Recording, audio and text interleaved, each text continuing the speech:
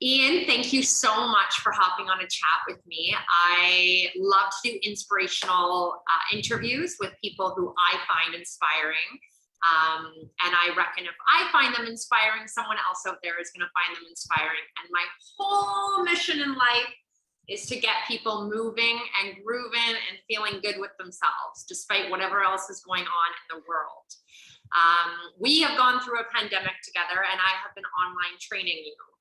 And I'm forever grateful of having you in my life twice a week, because it's an energy exchange. So I just need you to know that the energy that we exchange 2 times a week has kept me alive feeling. And I feel like I have a purpose, knowing that I have you on the other end of the computer, willing to do whatever I tell you to do. I have done almost everything you've asked in the last 3 years. I know, it's amazing. Best client. But what makes you remarkable is how you've never canceled, you're never late, you show up like energy wise, you never complain, you have this insane can-do attitude that I have never seen in the thousands of clients that I've trained online and in person. So with that being said, why, how, when did this happen in your life? Well, we started working together, I guess, at a local spin class. You were one of the instructors, and I used to go to various classes during the week, and there were various instructors who had different styles. And to be honest, at first I found your style so overbearing, I was intimidated, because you're always pointing out people. But as the course of time evolved, I began to really enjoy them and saw them as a challenge. And then I remember plucking up the courage to come speak to you after the class to find out about your personal training. And you were very generous with your assessment of me. And we then started working out together and did that in 2 local gyms. And then you went to Mexico. Yeah, I think you told me you were going for a few weeks, and that was more than a year ago. Almost 2 years. We then pivoted to doing it online, and I have had similar sentiments during COVID of really looking forward to our 2 sessions a week, because it gave me a sense of purpose, but also gave me a sense of fulfillment, that in the hour, I know you giving me all you have, and the least I can do in return is offer you that same back, and respecting how much effort you put into your training sessions. It just gave me the impetus to always want to work as hard as I could. There were days, as you know, because I got relocated into the garage, which is not a closed garage, in the winter, when I had toques and gloves and everything, but I start getting psyched up about an hour before the class. And I know I want to do as well as I can every class. And sometimes I've let myself down. I probably let you down from time to time. But my attitude is, if I cannot give an hour at 100%, then there's something wrong with me. And as challenging as I find the classes, when they're over, I feel at my peak, whatever that means, but I feel at my peak. And I'm grateful for the connection, and I'm grateful for the fact that I am probably stronger now than I've ever been, because there's a method to your training. And prior to training with you, I used to improvise myself and probably did things wrong because I was always getting injured. So I've learned a lot in terms of the physical being of my body, and you've introduced me to some yoga and some meditation and some thinking, and I'm looking all the time for a more holistic approach to life. And I'm at the very beginning of the journey, but I wouldn't choose another one. But you're there. I mean, as I ventured into Mexico, you've been with me, and you've probably recognized that my training style has softened a little bit. Like, I push you. I definitely push you.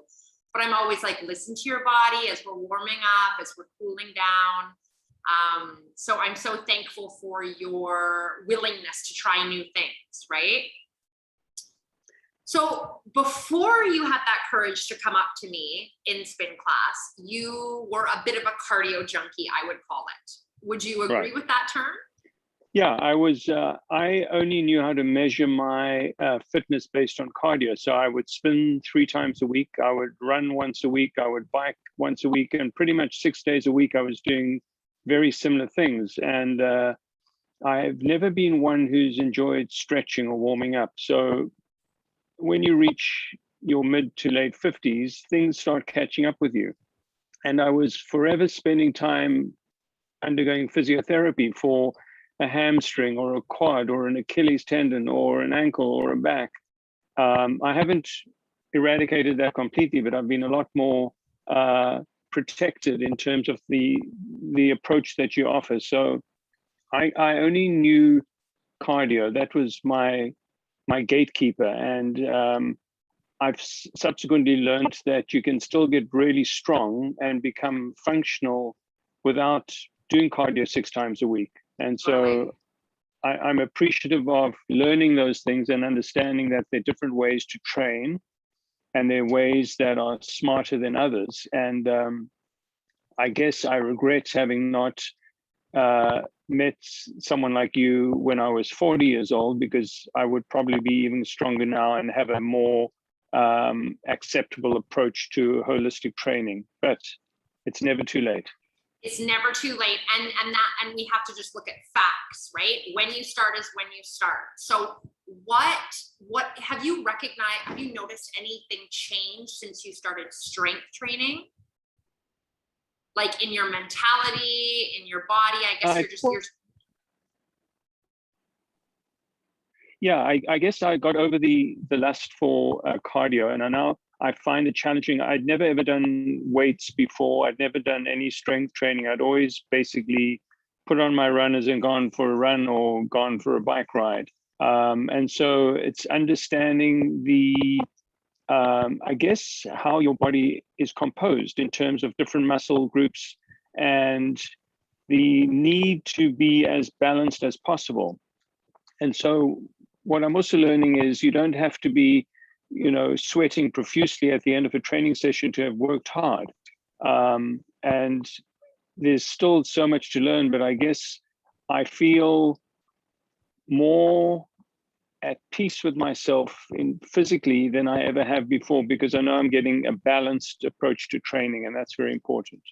So cool to hear that. That's great. Yeah. That's what my training's all about, balancing that body. Okay, so let's pivot to working out at home, because you worked out in a gym for like 2 years with me, and then we went into your garage. What are the pros and what are the cons? Would you say, if someone was like, I can't work out at home, it's just not for me, I can't do it, how would you try and convince them otherwise? Yeah, I think it took some getting used to, because obviously a physical presence is a powerful thing. So once you get over that lack of a physical presence with a trainer, I think there are so many advantages to training at home. For instance, you don't have to go drive and look for parking at the studio. You don't have to allocate 25 or 30 minutes to get there. And so it's convenience of being at home. And for those people who've been working at home as well, you have the best of both worlds. You work from home, you train at home. I think I've augmented the training with you twice a week with other activities, because I think it's also important to get out. But I certainly don't regret how we pivoted your training from in studio to at home, because I still feel the intensity of the training. I still feel the connection, albeit different, but I'm still as committed to the training now as I was when we were meeting in the studio twice a week. So for me, I think the adjustment was finding the right place in the house and I got moved from room to room as my collection of equipment grew and grew. And now I'm housed in the garage through all seasons, and you adapt to it. And when it was below freezing or when it was 40 degrees during the heat dome, you make the most of it. And I still think I'm blessed to have the ability to train twice a week with a professional. And so the downsides of weather or of lack of space just become irrelevant in terms of the wider picture of the world. Yeah, cool. And as a trainer, to be honest, it's easier for me than being in the gym. I mean, I definitely miss that energy exchange in person for sure. But when you're sharing a gym with tons of people, personal trainers and their clients, what you have in the program isn't always available. Whereas I know what equipment you have, I know the space you have, so I can prepare like perfectly. So it's a win-win for trainer and client, I feel, in the training at home. I mean, just like you said, you have to adapt to the things for sure, and you still need to get out of the house. I'm not saying it should be your everyday movement practice. Now, with strength training, there has been challenges, right? Ian loves, for anyone that's interested, Ian loves challenges. And that's something that we have definitely had to encourage Jenny to do, because I'm like, you're stronger, look at you, you can lift 25 pounds overhead. And you're like, but I need to measure it. You need to measure it. And so I'm like, okay, Ian's requesting, he wants me to challenge him. Great. What type of challenge do you want? Well, I want to be able to plank for 10 minutes. Okay. I think I regret that now. Okay, Ian, we're going to plank for 10 minutes. So we did about 2.5 months of prep for that. And when you accomplished it, tell me the feeling. Explain how that felt.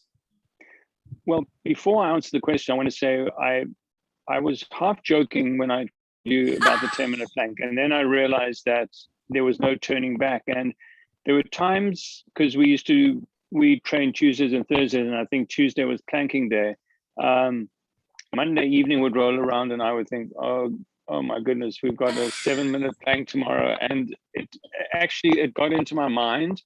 But what that did was it actually made me more motivated. When I told friends and family that I was working towards a 10-minute plank, I guarantee not one person believed I would ever be able to do it, nor did I. When I did the 10-minute plank, I felt so overjoyed with having done it, but more importantly, I was overjoyed with the partnership we had created, that you, through your coaching style and technique, had basically allowed me the opportunity to do it. Because I think this was more a head issue than a physical issue. It was basically through those minutes building up to the 10, there were times when I thought, I'm not only going to let myself down, but I'm going to let you down if I suddenly collapse on my mat. And it just made me more and more determined not to mess up. And so it became a focal point in terms of being able to do it. But I sort of see that as a reflection of a wider purpose, that if you put your mind to something and you are training with a professional to do it, it's a cliche, but you can do almost anything. Yeah. I think now if I try to do a 10-minute plank, I probably wouldn't be able to, because my mindset isn't right. But when I told people I had achieved it, there was I had a sense of real pride that it was something that I'd set out to do. I trained for it and did it, because prior to this, I've run marathons and half marathons, but I never really trained properly because I wasn't sure how to train. So I used to just wing it. This was a methodical approach that allowed me to do something which I would never have believed I could ever do. And now I've done it. Yeah, you did it. And okay, I wanna leg onto this, because I know when I work out and I'm training for something, a half marathon, or even just at the gym and I'm lifting a heavier weight, I have this like coaching voice inside of me. do you have like a coaching voice, or like what gets you through those last few reps? What gets you through that last minute in that 10-minute plank? Like what's happening up here? It's actually your voice in my head, which sometimes drives me mad. When I know there are times when I'm not performing at my best, and you have a very persuasive but polite and firm way of getting me back in the game. And so it was more a case of, as I said earlier, I didn't want to let you down or me down, but it was just the ability to know that I had made a commitment to do something. And that was very important to me. I'd made a commitment to challenge myself with your instruction to do something which was very difficult. And so I guess my voice was saying, you don't want to let Jenny down, you don't want to let yourself down, but then also hearing you say, you know, you can do it, put your mind to it. And some of the phrases that you used during those sessions, I use now for doing other things. And so it was, as I say, it was more a head game than an arm and leg and core game.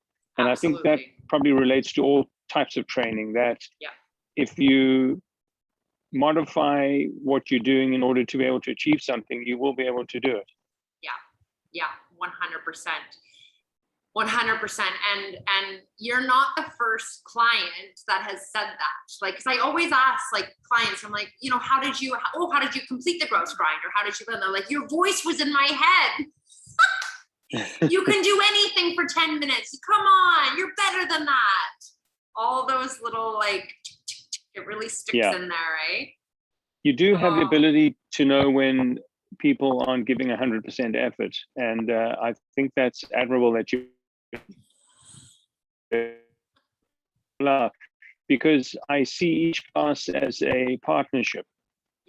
I'm the student wanting to be a functional athlete, you're the teacher, and I'm guided. I've made a commitment to follow your instruction. And when you follow the instruction, the results are good. And that's important.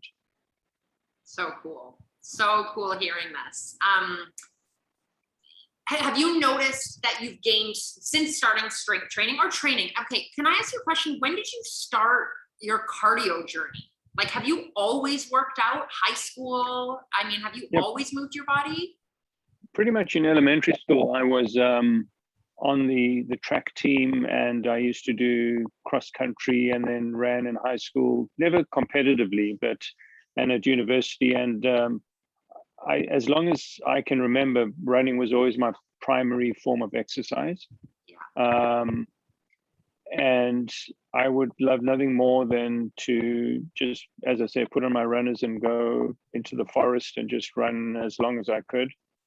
And I've completed a few marathons and many half marathons, and my goal is to get back in it again.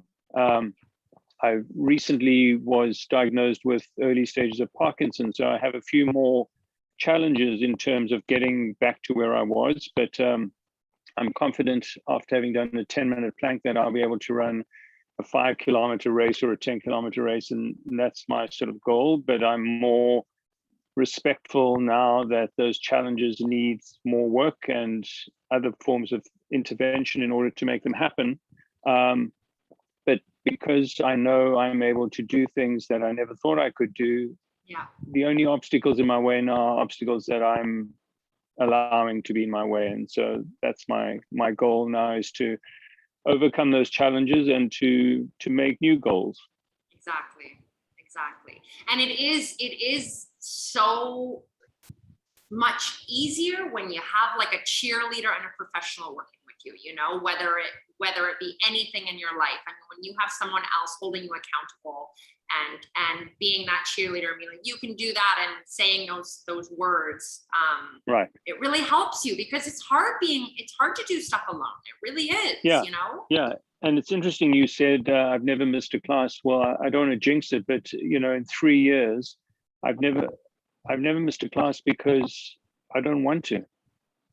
There's too much to gain. And you know, you learn something from every interaction. And so it's too important to let it go, or Absolutely. not to show up and give it all you got. Absolutely. So there are opportunities, and you must seize them and make the best of them. Totally. Totally. And I know it's hypothetical to say, but like, do you think if you never approached me and didn't start strength training because it wasn't really your thing, and you just kept going to spin classes and running, where do you think you would be today? Like, would you be a different person than you are today? And would you be able to face the new challenges that are coming into your life? I would be in a different place because I was prone to getting injured, because, as I said, I was so cardio dominant without really listening to my body. And when I think back over sort of when you keep making the same errors, the same results happen, no matter how many times you try it. So I think I would probably have stronger quads and maybe hamstrings, but the rest of me would be pathetic. So your glutes would be nowhere as strong as they are right now. Exactly, because I had no idea. As I said, I used to just basically lace up and head out. Yeah. So there was no preparation, there was no cooling down, there was no stretching, and it's short-sighted. I once read an article saying stretching was not that important, and I stuck to that because it was just the easier thing to do. I'm sure there was details around that statement. Yeah, where which it was I like, never it's read. not so important at the beginning, or it's not so important. Yeah. I'm sure there's some small print. So I think had I not started training with Ultimate Females, which I find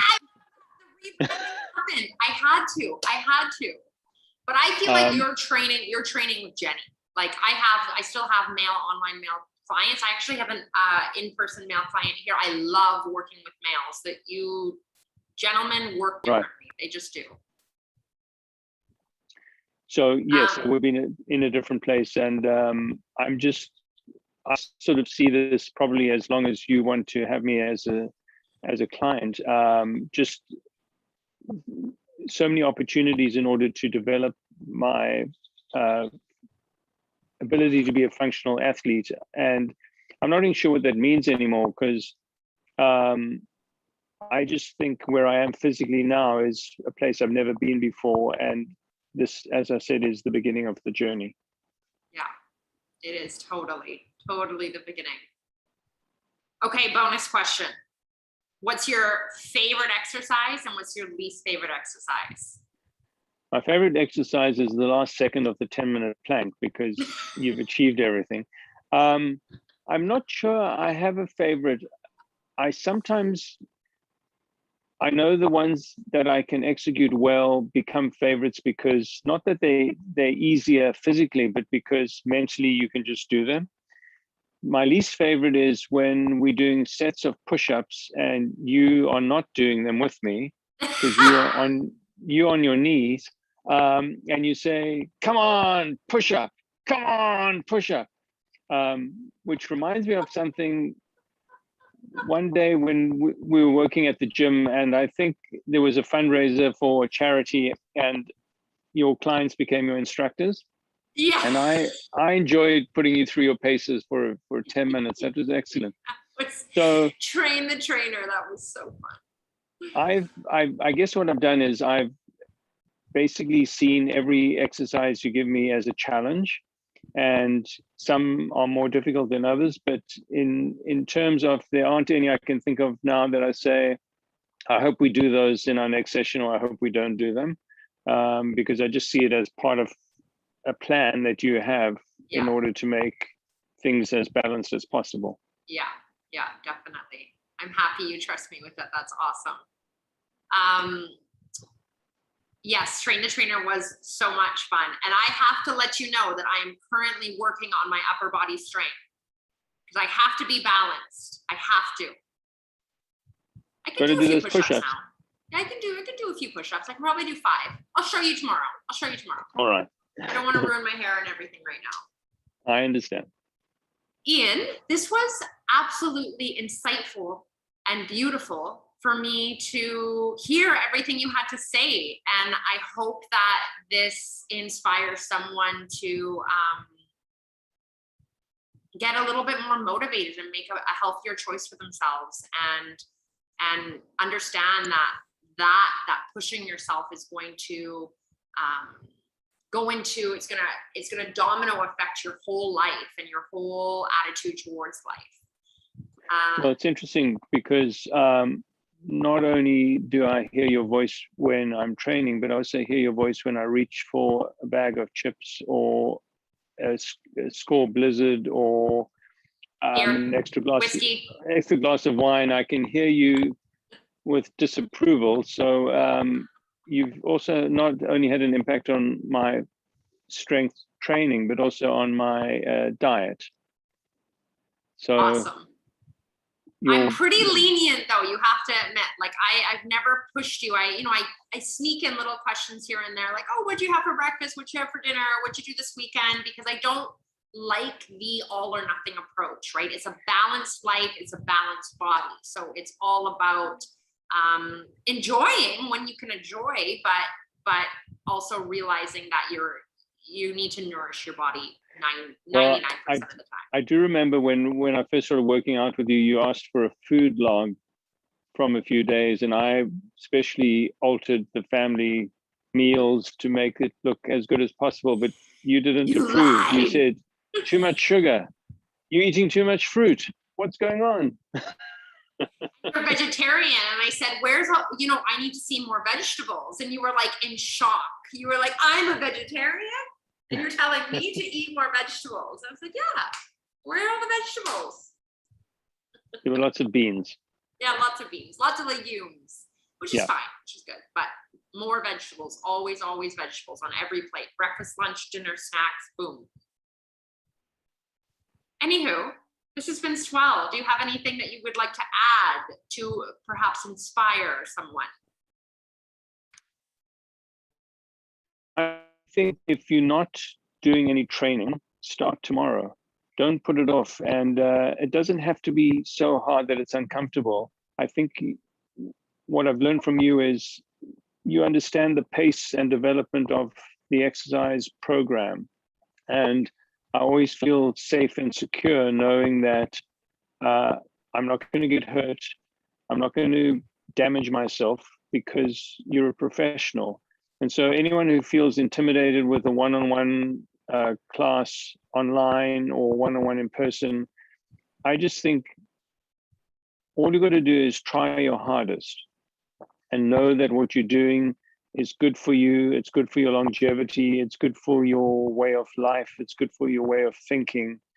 I can't think of any downside to it. It's an investment of an hour or two a week that you will never, ever regret. And I feel the strongest I've ever felt in my life. And as I said earlier, this is just the beginning of the journey. So as we get into our senior years, then it's probably too late to start doing this. So I regret not having started sooner, but I'm now fully immersed and love the challenge. And I know when I do something that's not in our sessions, I always feel that I need to tell you what I've done. When I recently ran my longest distance this year, the first thing I want to do is tell you, because I know that you care about your clients, and so much. It's a form of gratitude that we give back to you to show us that we're taking your messaging seriously. It literally, I have goosebumps right now. It fills my whole body up with joy and fulfillment when I get any message from a client, whether it be good, bad, success, failure, anything, just that communication with me. So, I mean, I do remember you sending me a picture of 9 chips in a bowl. Like, this is all I'm allowing myself, just so you know.